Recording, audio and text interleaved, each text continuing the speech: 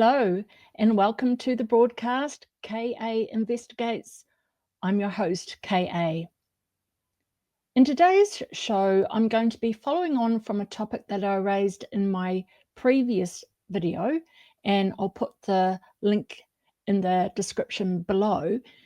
And it's to do with New York and the fact that it's got a terrible rat problem. So we're going to take a bit of a dive today into what the problem is and what the city is doing about ridding itself of this plague. Look, I've prepared something earlier. So it's estimated that there's between 2 to 3 million rats within the New York City area, and it could be up towards 5, but I think the figure around about 2 to 3 is acceptable. So it's one of the highest rat populations globally, and as I said, there's millions of the rats that inhabit the city, and they're not small. I mean, my son was over in New York in the summer, and he saw a rat the size of a small dog on the pavement, so unpleasant. So what's the problem with rats? Well, there's a lot. They carry and spread disease, including leptospirosis and salmonella. Their fur has dander, just like a dog or a cat has dander. You know, people can get allergic to cats and dogs. So there's the dander, and then there's their feces and their urine that they leave behind. So if you're living in an apartment building or a house or something that's damp, that may have mold, and then you've got rat dander and feces and urine, then especially for children, the risk of asthma just really grows with the presence of rats. The other thing that rats do is that they gnaw on electrical wires and stuff, so pipes and stuff. If you've got rats in your ceiling, they can eat through your electrical wire, start fires. They're terrible. And of course, they contaminate food. So if you've got a restaurant, you're preparing food and you've got rats, terrible. So, and I know that there's footage, on social media of rats, sort of just wandering around supermarkets. They're as brazen as anything. So what's contributed to New York's problem? Well, it's been years and years and years in the making, and most of it is to do with accumulation of garbage on the streets.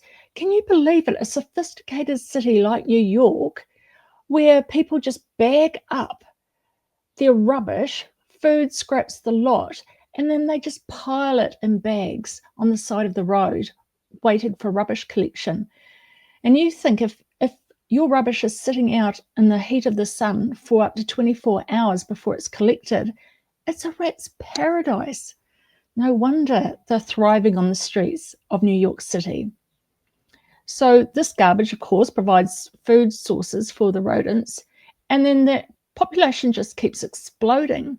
Rats burrow under the ground where they have their nests and stuff. So the ones that you see out in the streets, they're collecting the food and then they're dragging it to wherever they're living. Ugh. So up to date, the measures that the city have used is traps, poisons, trying to improve sanitation practices, and just trying to educate the public at large. What I did was I went and had a snoop around the New York City website, and I actually found a press release that had been released by the office of the mayor of New York City, and that's Eric Adams. So in September 2024, he announced that they were going to have a national rat summit. It's the first of its kind in New York, and they were bringing together a whole lot of experts, scientists and stuff to talk about rats and rodent populations. So he put out this release saying that thanks to the citywide integration pool management. They've got this trash containment policy. And the release is quite a long one, got quite a few quotes attributed to different people within the city. But basically, he set out what the city was doing.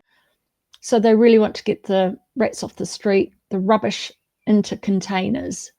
So it says that, have a look at this.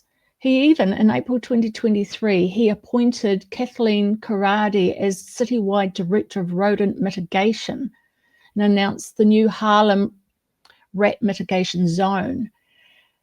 And up to date, they've had 14 billion pounds of trash each year that the city produces. And for decades, it's just sat on the pavement in black, sorry, I lost control there, in black rubbish bags. Absolutely terrible. And the other thing that they're now looking at doing is putting pesticides directly into rat burrows, as well as non-pesticide mitigations. They're using carbon dioxide tanks, carbon monoxide-based burrow RX machines, snap traps, and also they've launched an exclusion team, and they seal window vents to basements, and a rat burrow collapse team that collapses rat burrows. So there's a whole lot of new interventions that the New York City is trying to implement. And as a result of their efforts to date, the rat sightings have decreased, it says, in 12 out of the 13 months since the administration kicked off its revolutionary efforts to get trash off the streets, and since Mayor Adams appointed Karadi as director of the citywide rodent mitigation. And the total decrease across the covered period was 6.3%. And almost 14% in the city's rat mitigation zones. So 14% of 100 rats would be quite good. 14% of millions, wow. It's still yucky, isn't it? But at least they're doing something. At least the city's being proactive.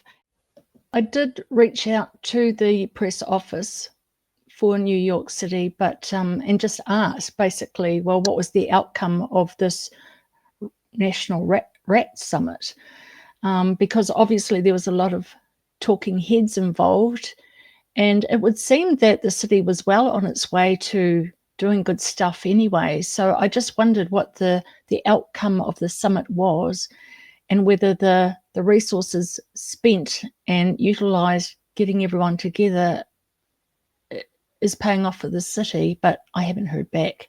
Anyway, that's my take on the rat situation in New York City. Hopefully things will get better. It's really interesting.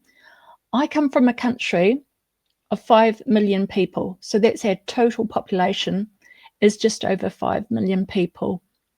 I live in a city of 55 to 60,000. That's our population. We have had wheelie bins for decades. And unlike some of what we see in the States, where you may have wheelie bins, but then you still got people coming in and wheeling them out to the truck and then tipping them in. Well, we don't have that. Our rubbish trucks have always been automated. So they just come along the side of the road, the arms come down, pick up the bin, lift it, and it goes into the top of the truck. So there's no person involved except for the driver of the truck.